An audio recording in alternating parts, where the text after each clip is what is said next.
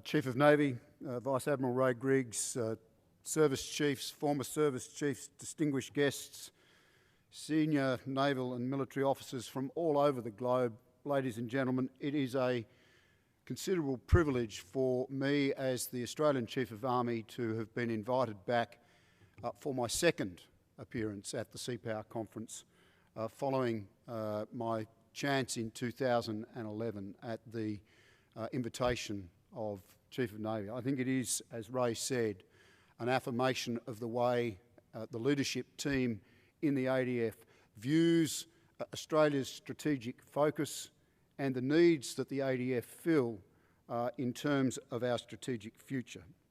And I do want to take the opportunity before I go any further on congratulating the Chief of Navy and all of the members of the RAN on attaining that marvellous milestone that we have celebrated over this last weekend, the Navy in the service of our nation. And I want to take this opportunity, of course, too, of acknowledging the men and women of the RAN who have given their lives in the service of their nation. And I know that the celebrations and the ceremony of this last weekend have also marked their sacrifice as well. I think that the relationship between the Army, the Navy and the Air Force, good-natured rivalry notwithstanding, has probably never been deeper or more enduring. It has been formed in the crucible of war, where we have had shared perils and losses. And so, Ray, on behalf of the Army, I would like to salute you and the Navy team for what has been an outstanding ceremony and celebration. Now, for reasons which I intend to address, I believe that we are a nation who sometimes falls prey to the collective amnesia about the extraordinary service of the Royal Australian Navy. Over a century ago, the great sea power theorist Alfred Thayer Mahan wrote eloquently of the silent, inexorable and invisible operation of the blockade which crushed the innards of Napoleon's empire. The achievements of our soldiers, enhanced, indeed perhaps even distorted by the Anzac mythology, has, in my view, created a foundation narrative which has led our nation to accepting the fruits of our maritime security as a free public good. It is as invisible, in some respects, as Mahan's blockade. Our trade flows freely, our petrol stations are replenished, our supermarket shelves are full to meet our whims, and our commerce flourishes. Yet Australians collectively do not reflect on the enormous national investment involved in sustaining the maritime conditions for that happy state of affairs, and nor do they consider overly that much of it is also underwritten by the United States as the leading global power of our era. While many of Mahan's insights are today of primarily historical value, his assertion that the oceans of the world constitute ubiquitous highways is so profoundly obvious as to conceal its genius, in much the same way that Clausewitz's observation that war is the violent prosecution of policy now sounds self-evidently banal, having become conventional wisdom. That Australia is an island, albeit one of immense mass, is equally as obvious. So our survival, even in peacetime, depends upon the sea. And yet, despite universal lip service to the innately maritime character of our geography, the Western civilisation that has grown here since European settlement has not, in my view, developed a deep intrinsic link to that character. As another maritime theorist, my friend Ray Griggs, told the Australian Strategic Policy Institute in 2011, a more appropriate wording in the first stanza of our national anthem may have been girt by beach rather than girt by sea. He was pointing to the underdeveloped consciousness which should properly underscore mature, true sea-mindedness in Australia.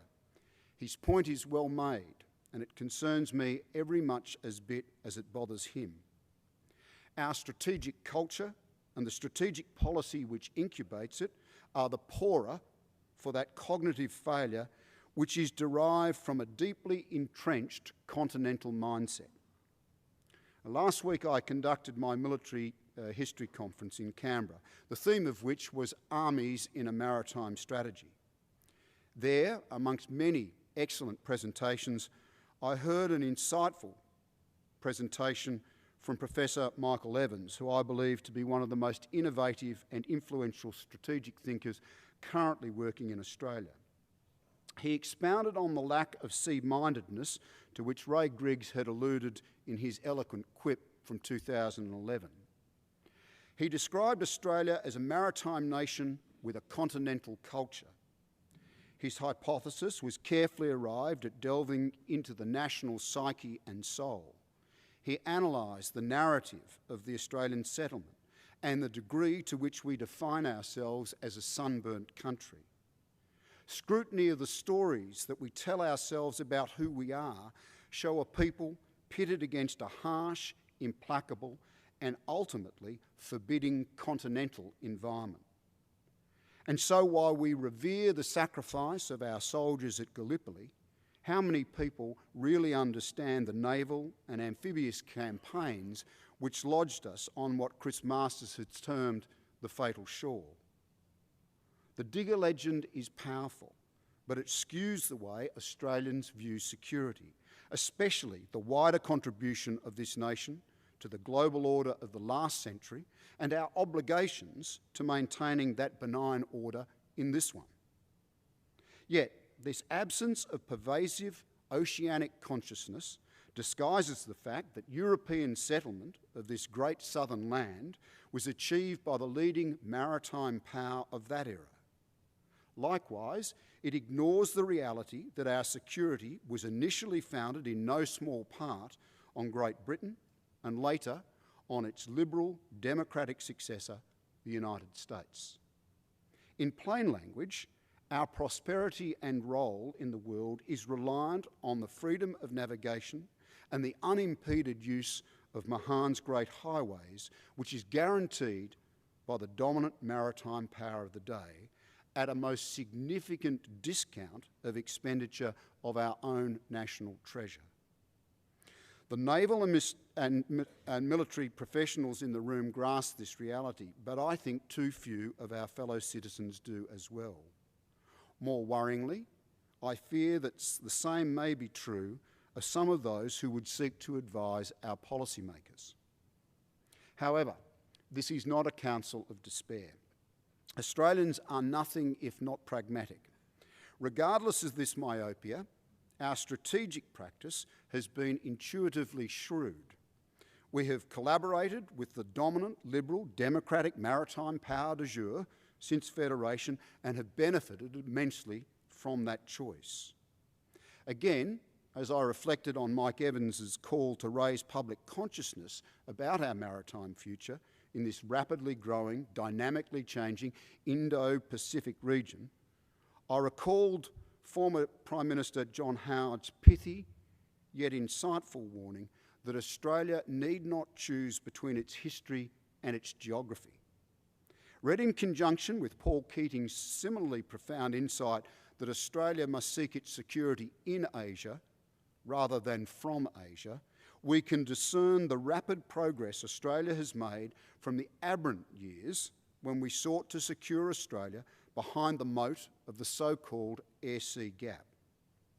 Now, there is a warning in this, that because of our lack of oceanic mindset, we risk forfeiting all those other natural elements of maritime power which we are so lavishly endowed. However, as a soldier and a capability manager, I am optimistic about our current strategic focus, and here is why. We have come a very long way since the strategic shock of 1999 in East Timor, which roused us from a torpor of the mindset of the defence of Australia, narrowly construed as continental defence. In that regard, I would demur from John Howard in a minor, though not purely semantic way. As he sagely argued, we need not make a false binary choice between our European origins and our Asian geography to achieve Paul Keating's vision of security in Asia, but we must choose our true history. We need to recognise that despite the prodigious feats of arms of our soldiers and the romance of the bush, our troops have never fought a battle on our continent. May it remain so. But as long as the gap between myth and reality in our national identity and ancillary strategic culture remains so great, we will struggle, in my view, to achieve our potential as a second-tier maritime power. And for that classification, I am indebted to that fine strategic scholar Patrice Hauser, who would situate Australia amongst relatively sophisticated medium powers for whom local sea control, albeit for particular periods of time, is both possible and indeed a strongly desirable capability objective. It recognises that area sea control is unachievable for us and that remains a monopoly of the great naval powers. Of necessity, we can only collaborate with compatible major powers and contribute to good order at sea and achieve limited force projection in coalition with our allies.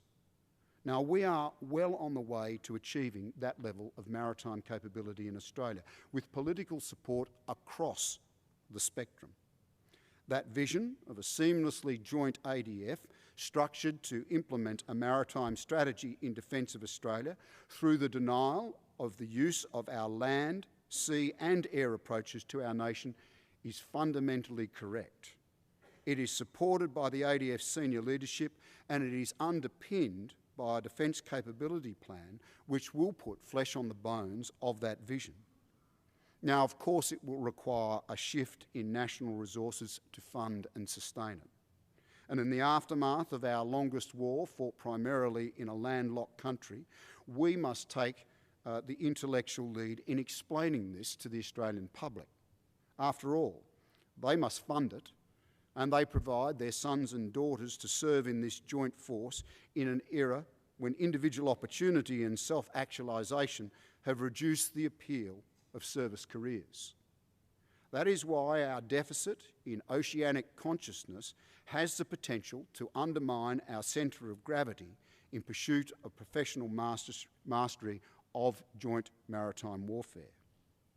Perhaps the thousands of proud Australians who cheered the arrival of the first flotilla 100 years ago understood better than we do the nexus between an actively engaged citizenship and maritime power.